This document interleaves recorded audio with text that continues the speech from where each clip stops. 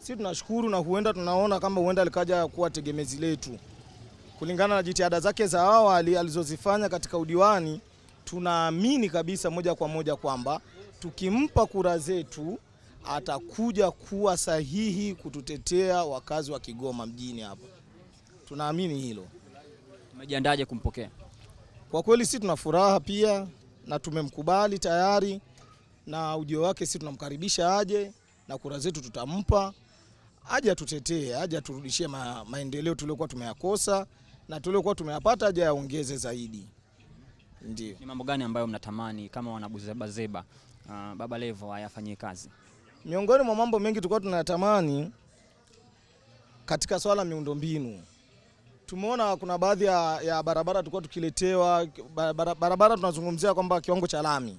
Zilikuwa zikija nyingi zilikuwa zinaishiaga Mwanga huko, Ujiji hazifiki. Kama unavyoona barabara yetu hapa ni ya vumbi, tunapata taabu, na madiwani wengi tulikuwa nao ni wa Ujiji. Kwa tulikuwa tunajiuliza sana sababu inakuwa kikwazo ni nini?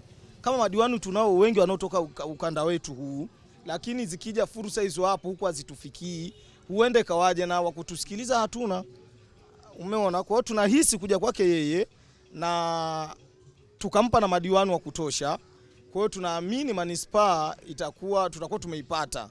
Kama tutakuwa tumeipata atakuwa na fursa na nafasi kubwa ya nini kuona tufanyie ambacho kwa Ujiji yetu sisi ilikuwa ni kero. Miongoni mwa kero hiyo ni kero kwetu.